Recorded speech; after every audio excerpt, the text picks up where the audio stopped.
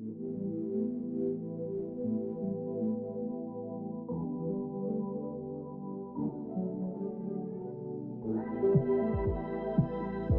morning everyone, I'm in the BMW i5 M60 and I'm doing my long distance trip. It's raining like crazy, it's Sunday, no trucks, hopefully less traffic, no traffic jam and stuff like this. I'm driving around a 600 kilometer route. Since it is 6.5 degrees and this car has a bit of a smaller battery than other cars in this group, like the Audi S6 or the Polestar 4 that has so much power, I have to charge 3 times. I planned my route with a better Routeplanner, and I also only charge with Ionity because it's the cheapest for me.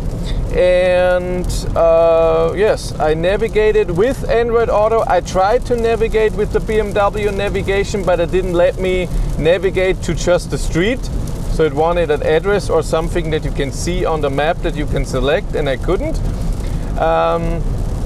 So I did it like this, it's fine. And I found there is a button to preheat the battery manually, which is so cool. Ooh. I'm driving 140 because I think that's what the car can do. Also, a better Routeplanner tells me I have connected the BMW to a better Routeplanner, so it knows the state of charge. And it thinks I will arrive at the first charger with 26%. Right now, in the beginning it was 30%. So we'll see. I have, of course, a Sister Plus in here where I don't have to touch the steering wheel. But I thought this only goes to 135 kilometers an hour and I'm driving 140. We'll see. Yes, it tells me, hey, please touch the steering wheel, but it's fine. Yeah, I have my heat on 23 degrees. I'm in efficient mode, and there we go.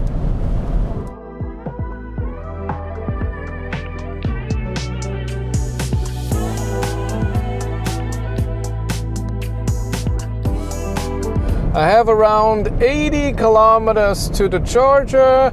My consumption is enormous. My God, 329 watt-hours per kilometer. It stopped raining, yes. Still 8.5 degrees only. It's autumn or fall, whatever. I'm in the 100 zone right now. Assist Plus is doing its thing very, very good. Steering assist and cruise control. So right now I'm driving slow, so I don't have to touch the steering wheel. And then the green things are lighting up. And when I'm driving above 135, I have to touch the steering wheel, but I don't have to steer against it. It works really nice.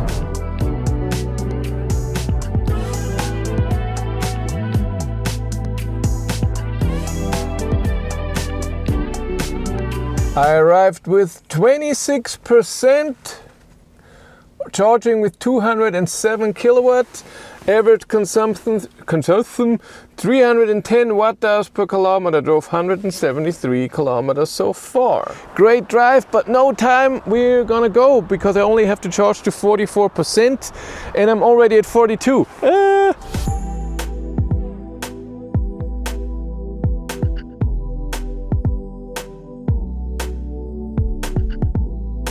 I charged to 47%, only took a few minutes, and we're off to the next stop, and then we go to the next charger. It thinks I will arrive with 16%, and we charge 22 minutes, and it's 87 kilometers to get there. They improved a better Routeplanner, now you can see the kilometers. So we don't go far, but we couldn't have made it with 140 there, and I checked 130 would be slower on the whole drive. That's why we're driving 140 and have to charge 3 times.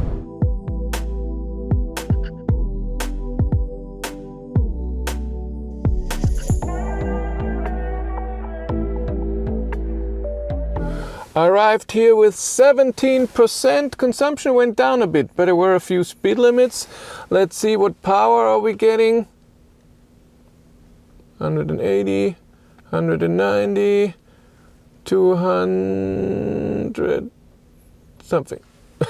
great drive. I'm gonna talk about the whole drive since here, and it was raining like crazy in the beginning, then it stopped very nicely, and so far it hasn't rained, maybe a tiny bit in between, but that's okay. High consumption on this car, charging amazing. A better Routeplanner is doing great. I'm arriving with the state of charge that it says. I drove a few times a bit faster, but not a lot, really not a lot. And how the car drives we're gonna do on the last leg of the Wernberg Köblitz. I don't even know how far I have to charge now. Do you want to charge for free? Of course you do. Stupid question. How can you do that? With EnCharge. EnCharge is an app. Install it on your phone, and when you are at a charger, you rate the charger and give EnCharge and the charging provider information. Is there a toilet? Can you park there with a trailer? Is something broken? And EnCharge and the charging provider is so happy for this information. They give you kilometers and stars, and these you can exchange for charging credit. And now there's a new thing in Germany and France. You can use this charging credit right in the app and start charging.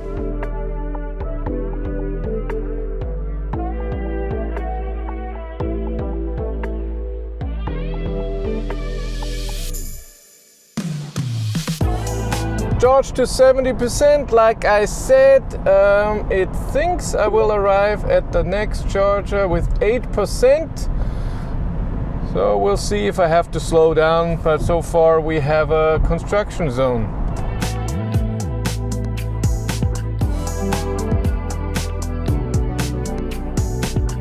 I have 89 kilometers to the charger. It still thinks I arrive with 10%. I was 8% in between, then it went to 9 again, and now 10.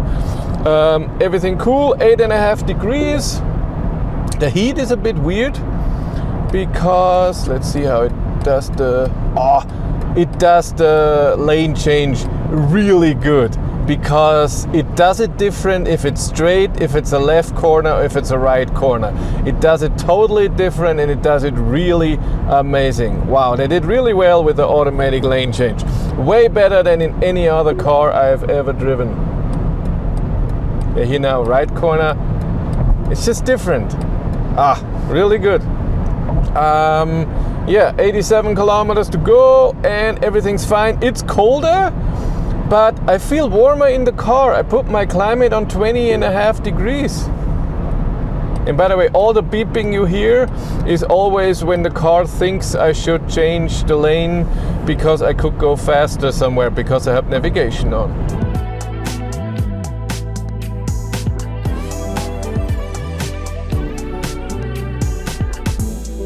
I arrived here with 10%. One of the Ionity chargers didn't work, and my consumption went down further. Awesome. Getting 200 kilowatts. Starting to rain. I should charge to 69%, it says. Raining is disgusting. Yeah, the stupid Ionity charger there. It's just 3 times it didn't charge, and the car said error. And then on the charger it said out of order, and then yeah, it works, out of order, it works, so there's something wrong. But charge to 69%, and there we go. I should arrive with 10% at the destination.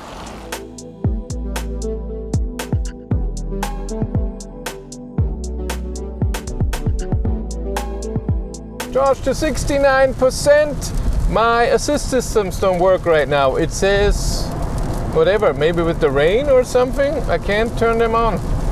Oh, what's happening? Yeah, I should arrive with 9 to 10%. I drive my 140, everything is cool. Let's talk how the BMW i5 M60 is on the long distance trip.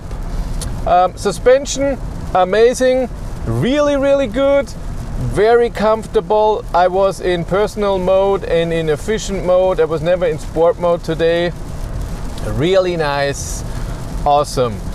Noise level, really good. A few times I drove 180, one time 190, not for long. Still quiet, really nice. Steering, overall steering, so when I don't have steering assist and everything on, is good. I like it. It's not very direct, it's comfortable. The car overall is stable, unless you get to very high speeds, especially today with wetness, and it's very sensitive to wind. So I've seen the wind, it's not hurricane or strong wind, it's just light wind. I drive by a truck and then there's different wind than before, and it's you can feel it. There's something going on. So this is not very nice.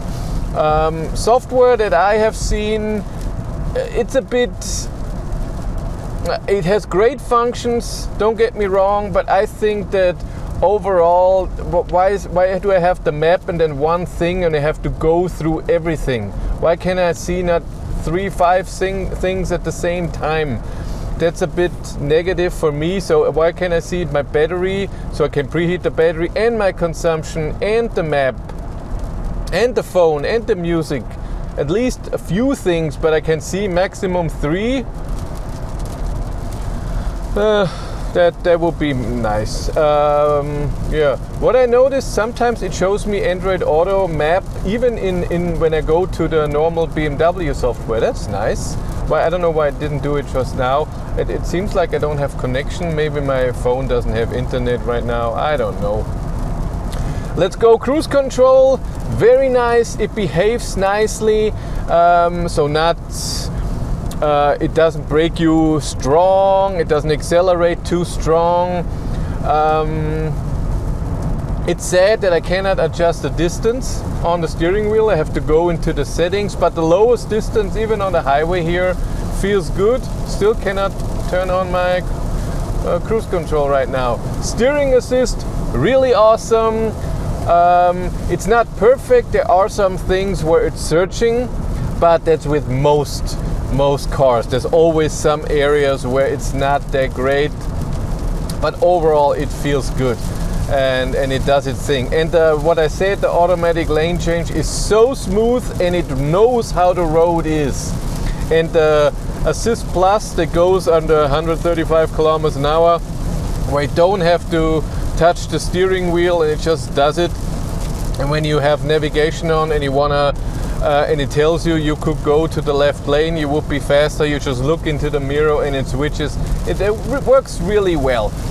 Of course, there's limits sometimes when you see, oh, this car in front is driving slower, but there's someone behind me, I'm gonna go to the right. It doesn't know that.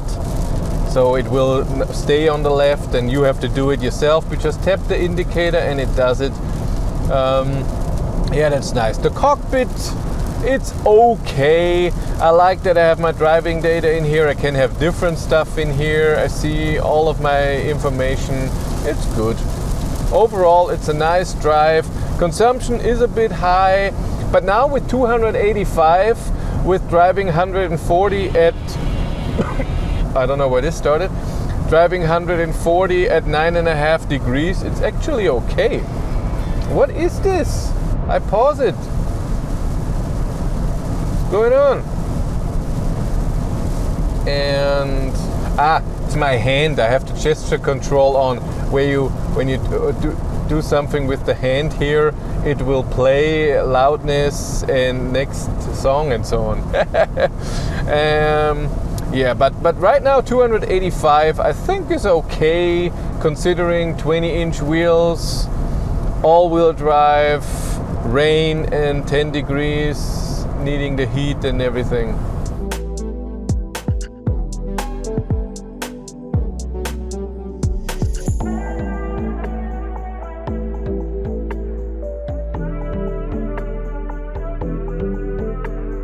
I am on my last leg, 78 kilometers to go. It thinks I arrived with 9% because I drove a bit faster when I could, but not very long because it's so busy as usual on this highway. But sometimes I want to feel the power a bit. Ooh, traffic jam on the other side. Boo, lucky for me. Yes, so almost home. Can't wait. The rain has started again.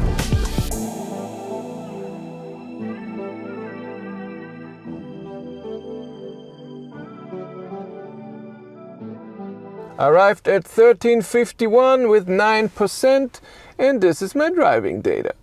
Let's analyze the data. Average consumption 282 watt-hours per kilometer. Car says 593.7 kilometers driven. Real kilometers 593. So the same.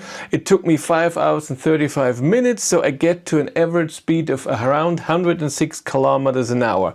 That's not extremely fast, but also rain. Also, it's a powerful all-wheel drive car. The battery is not gigantic, therefore I had to charge 3 times. It wasn't too warm, and the charging, which we come next. First charging session, only 7 minutes, 18 kilowatt hours, an average power of 154 kilowatt, 26 to 47%. But then next charging session, 20 minutes, from 17 to 70%, average power only 132.